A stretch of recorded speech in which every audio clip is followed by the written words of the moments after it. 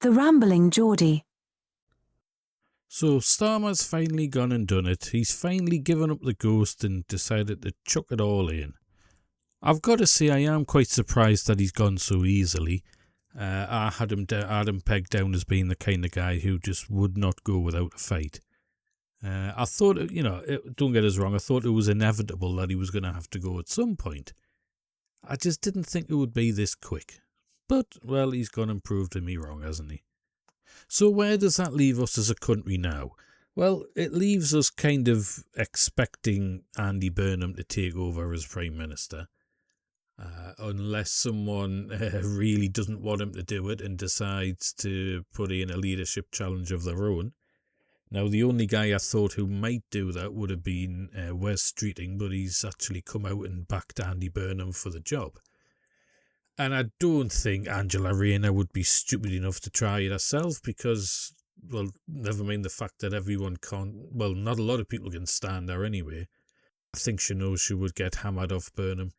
I think she'll try and sneak in as his number 2, try and get into some sort of position of power. I'd love to see her as like Foreign Secretary or something like that. Fuck me. It would, what an embarrassment she would be. Anyway. So what happens now then? I mean, first of all, right, you've got to look at what kind of a guy Andy Burnham is. Now, so if you look at Keir Starmer was a centrist. Okay, he wasn't a socialist, anything like that. The guy was straight down the middle. And we had a past where he was a bit of a commie, bit of a... I don't know if he was a Trotskyite, but he was definitely of the left, shall we say. But now he's a very straight down the middle kind of a guy.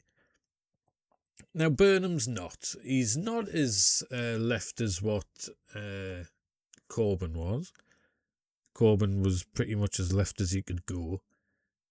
Burnham's in the middle of the two of them. He's soft left, is what I would call him. Now, he hasn't put forward any policies or anything like that because, well, he just hasn't. He's not in the job yet. But I don't think you're going to get a sense of where he's going to go with his party until he's actually in the job itself. That's because he's the kind of guy, he's a bit of a weather vane for politics. He kind of goes where the wind's blowing. He kind of... He seems to play the odds a little bit and just follow what he thinks people want him to do. He never seems to have a set idea in his head of how things should go and how they're going to be achieved. And I think that, I get that in a sense, but at the same time, if you're going to run a country, run a party, you've got to have some ironclad ideas about what you want, and I don't think this guy's going to. You need to know where your party's going to go and what you want the country to do and what you want for the country. This guy doesn't seem to know that. He seems to have a major push for anything being devolved from Westminster to be given up north, which, all right, if that was the case, that would be great, but his north ends at Manchester.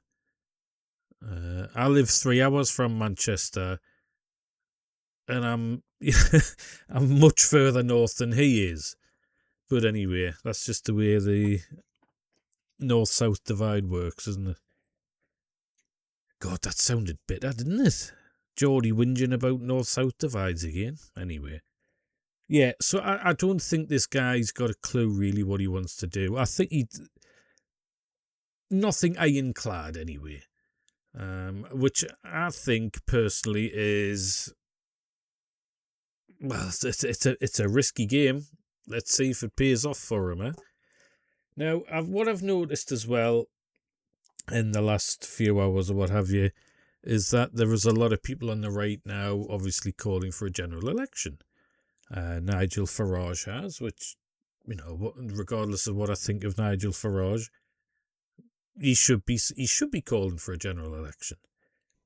But you'll notice that the people on the left who were demanding general elections when the Tories were in power and were going through prime ministers like they were going out of fashion, they're suddenly against the idea, which, wow.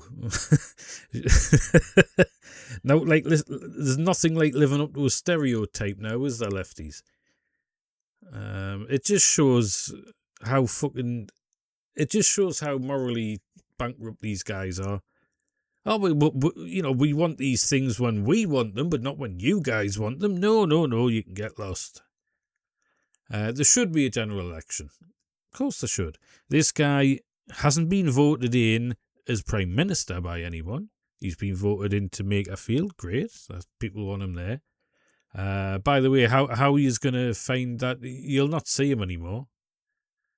I hope you understand that you've you voted this guy in. You're not going to have him in your district or your area at all. But anyway, that's your choice. That's up to you. So what do you think of that, guys? Do you think there should be a general election? I do, personally. People don't have a clue what this guy wants to do with a party, and yet he's going to be in charge of it. Doesn't seem that fair to me, really, to the Labour voters and to anyone else, actually. The party, people say, oh, you vote for the party, not the man. Well, I'm sorry, but that's bullshit. Yes, you vote your party. If you've always voted Labour, you're going to vote Labour. But you also want to know that the guy who's in charge is going to do pretty much what you want him to do. Anyway, what do you guys think? General election, yes or no? What do you think Andy Burnham's going to be trying to hope for with Labour? Let me know in the comments, guys. If you haven't already, subscribe to the channel. And if you haven't already, have a look at Restore Britain. If you're not a member, have a look, see what you think. Join up. It's only 20 quid a year. Obviously, your choice. I'm not trying to push anyone too hard. But have a look anyway, and at least you can say you've looked. Right, cheers, guys. Don't be daft, man.